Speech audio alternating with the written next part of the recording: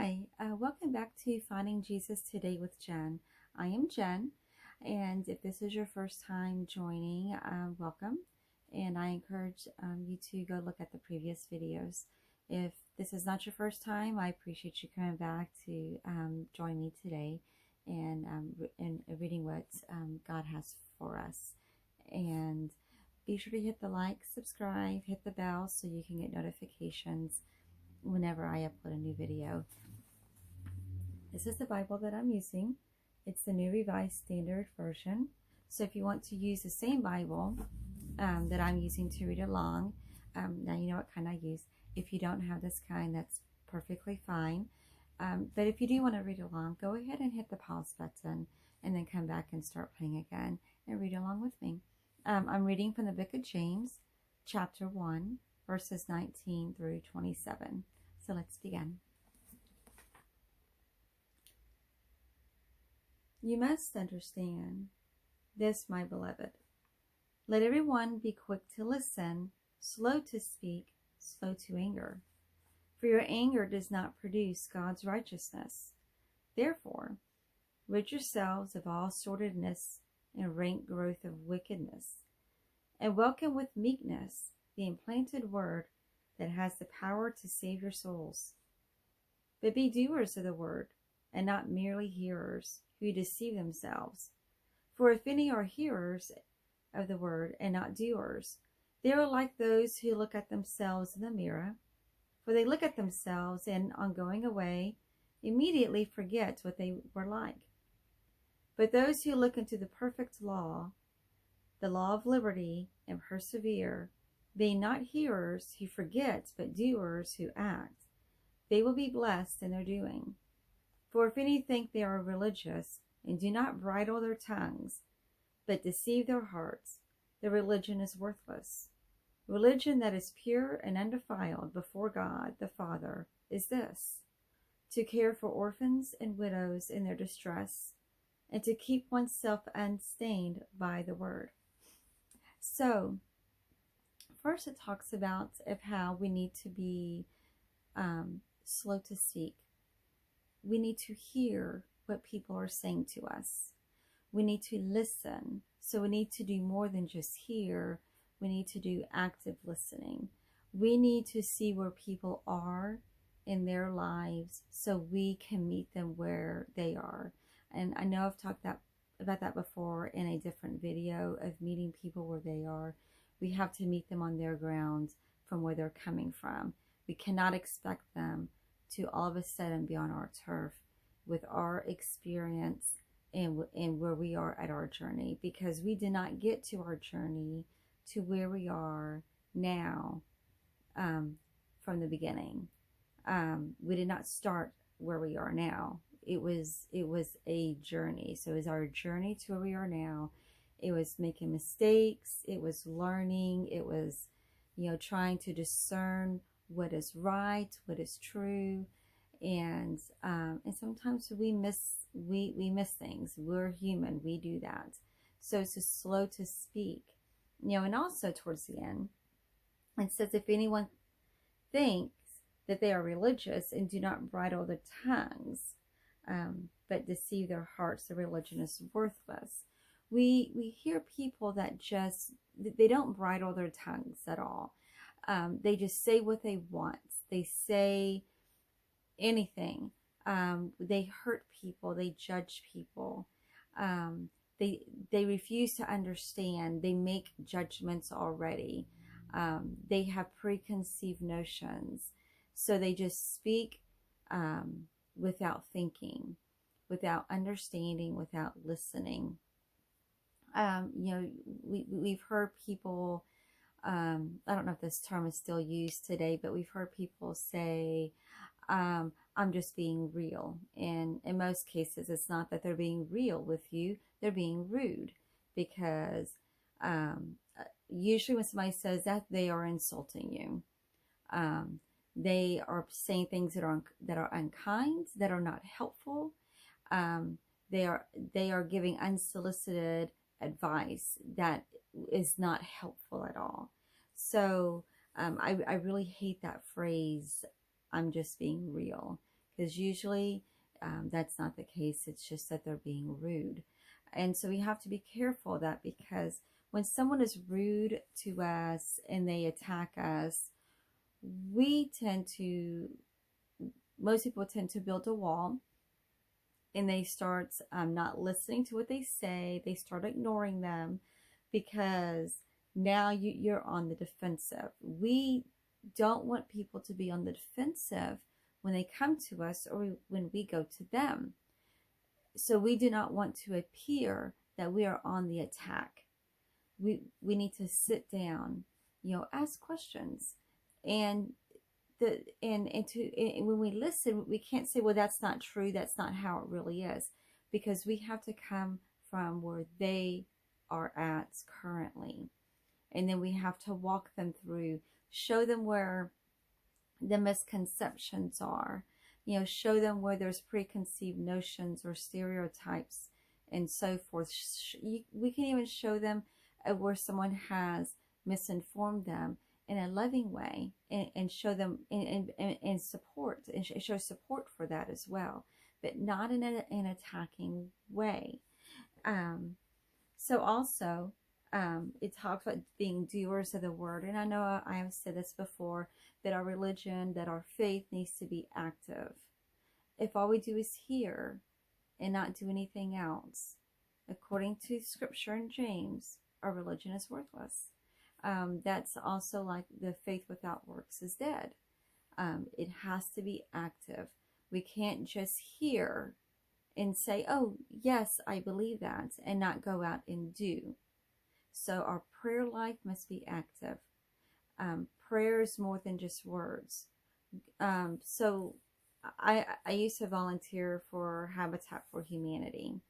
That is prayer in action, because I want people to be able to not be homeless, and to help them get better, a better place of living. Now, with Habitat for Humanity, they still have to qualify for a loan. They also have to help build their home.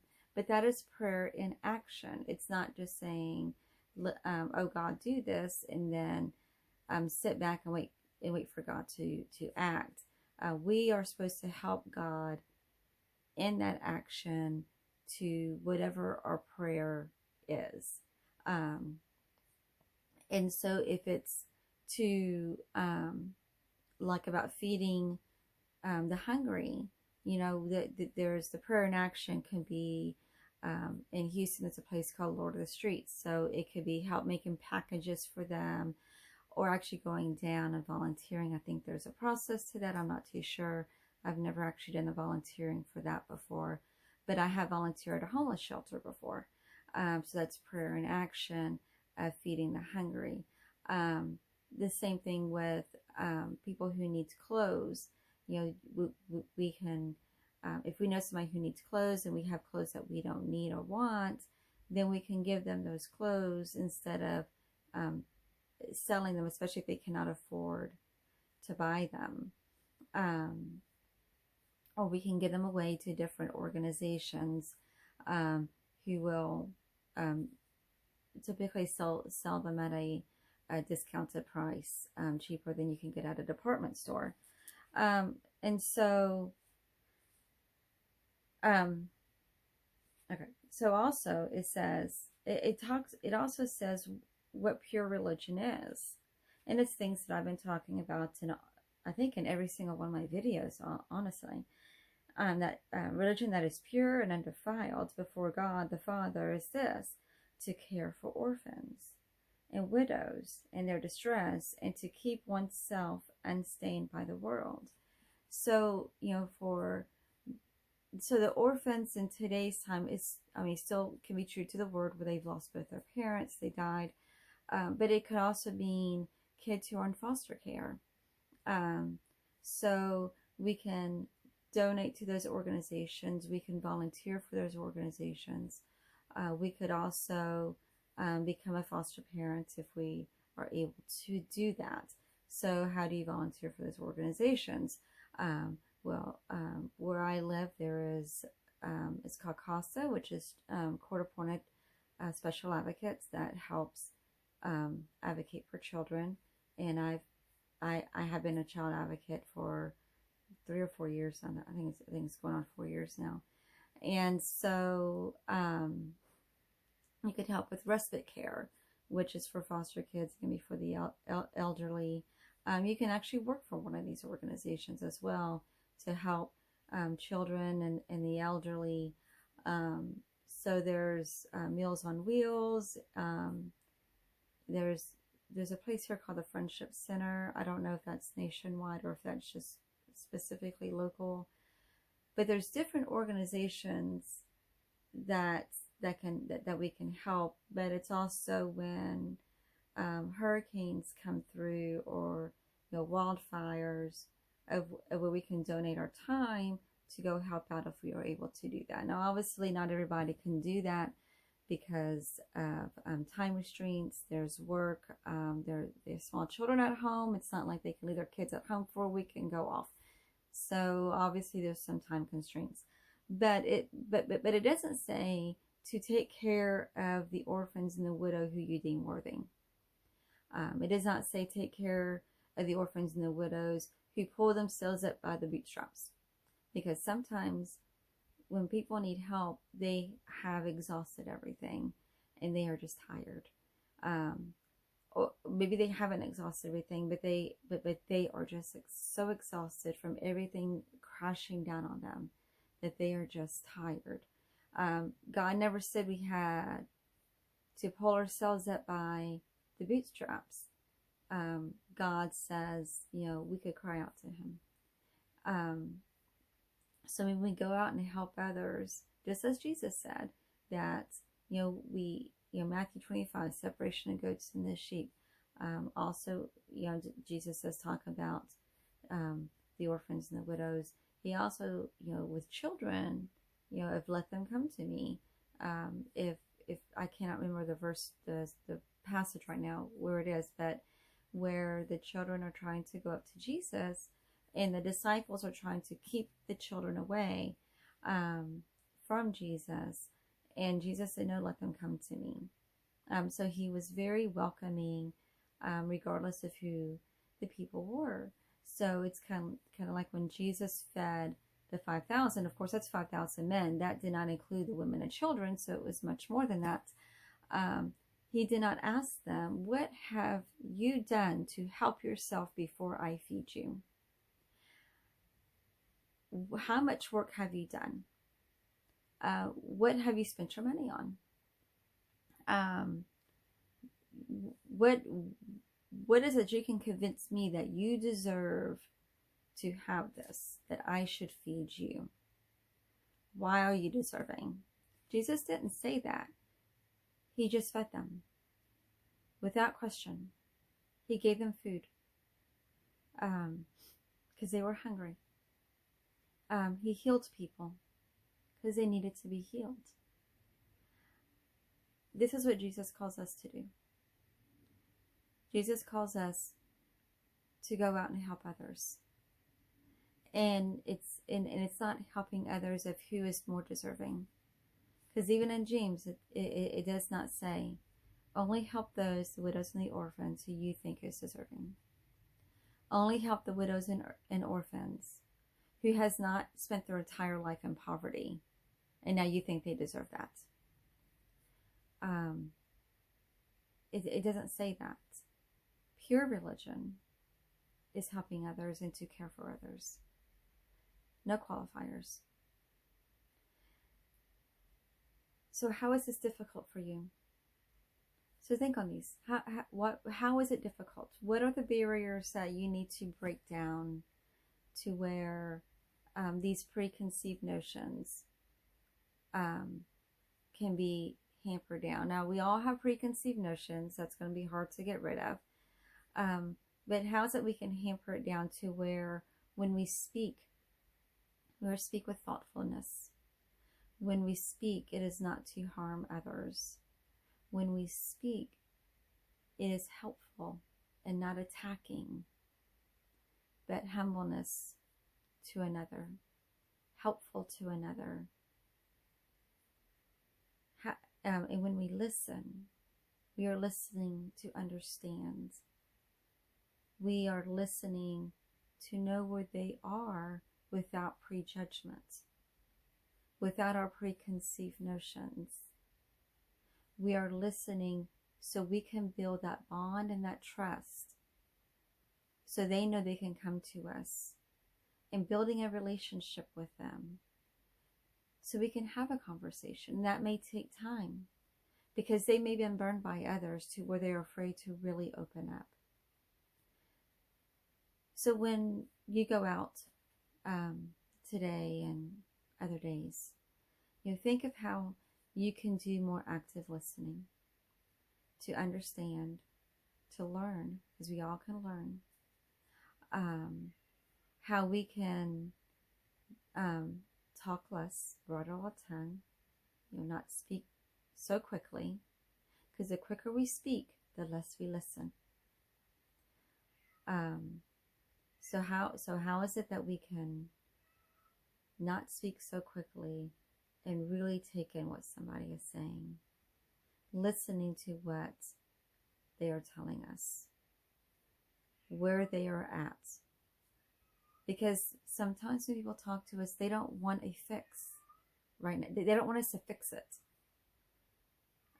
They just want somebody to listen for once without telling them what to do. We have to develop the trust. We have to build on a relationship before we can start moving forward, unless that's your profession. So once we build that, and the trust is there, and the relationship is there, then maybe then we can give more. But it's when they're ready. Not when we think they're ready, but when they are ready. And if they're not ready, we need to respect that. Because not unless they could start backing away, because we have now not honored where they are in their place in life. So I hope you come back. I hope you think on these things. Please leave comments. I would love to hear some comments. What have you struggled with? How has somebody helped you? How have you helped others? What was it that made you trust somebody else when before you couldn't trust people? How is it? What are suggestions, or what is your experience of how someone came to you and you built that on that relationship to where you could help others, and you doing more of active listening and less talking, and where you truly cared for others, and put aside your preconceived notions and put aside any judgments that you may have had, and actually sat and listened. So I will see you next time. God bless. Bye-bye.